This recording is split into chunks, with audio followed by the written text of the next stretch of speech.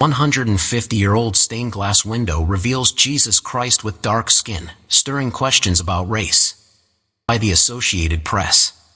Harvard art historian claims 150-year-old stained glass window in Rhode Island church depicts Jesus as a person of color. The image is made using brown glass and was first spotted by Harvard art historian Hadley Arnold. Arnold has invited art historians and experts to view the window, which is thought to be the first to ever depict Jesus as a person of color. Scholars think the window, commissioned in 1877, could be the first of its kind. It should stand as a landmark in American culture, says art historian Virginia Raguin. A nearly 150-year-old stained glass church window that depicts a dark-skinned Jesus Christ interacting with women in New Testament scenes has stirred up questions about race. Rhode Island's role in the slave trade and the place of women in 19th-century New England society. The window installed at the long-closed St. Mark's Episcopal Church in Warren in 1878 is the oldest known public example of stained glass on which Christ is depicted as a person of color that one expert has seen. This window is unique and highly unusual, said Virginia Raguin, a professor of humanities emerita at the College of the Holy Cross in Worcester, Massachusetts. I think the first question that everybody asks is that color intrinsic to the way it was constructed? Right? And it was. Yeah. So, yes, they were intentionally made with darker skin and blacker hair. Yeah. So that was intentional. Yeah, I think that must be Martha just carrying sort of kitchen utensils or something. Yes. Yeah.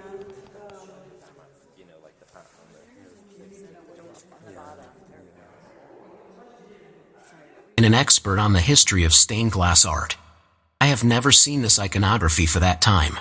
The 12-foot-tall, 5-foot-wide window depicts two biblical passages in which women, also painted with dark skin, appear as equals to Christ.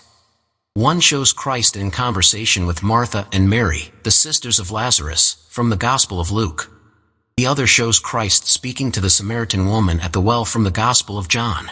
The window made by the Henry E. Sharp Studio in New York had largely been forgotten until a few years ago when Hadley Arnold and her family bought the 4,000 square foot, 371 square meter Greek Revival Church building, which opened in 1830 and closed in 2010, to convert into their home.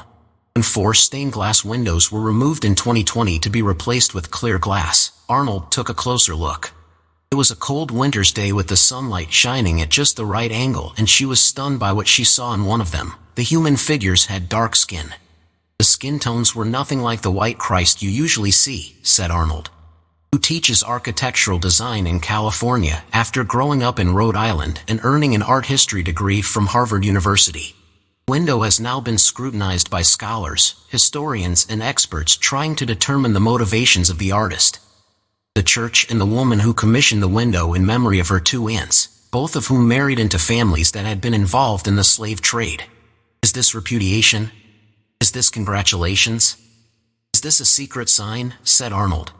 Raguin and other experts confirmed that the skin tones, in black and brown paint on milky white glass that was fired in an oven to set the image, were original and deliberate. The piece shows some signs of aging but remains in very good condition, she said. But does it depict a black Jesus? Arnold doesn't feel comfortable using that term, preferring to say it depicts Christ as a person of color, probably Middle Eastern, which she says would make sense, given where the Galilean Jewish preacher was from.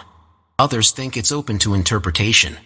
The 12-foot-tall, 5-foot-wide window depicts 2 biblical passages in which women, also painted with dark skin, appear as equals to Christ.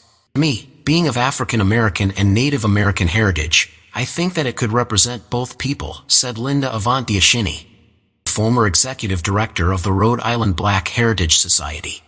She now runs the Roman Catholic Diocese of Providence's St. Martin, Delaware Porous Center, which provides services to older residents. The first time I saw it, it just blew me away, Avantiashini said. Victoria Johnson, a retired educator who was the first black woman named principal of a Rhode Island high school, thinks the figures in the glass are most certainly black.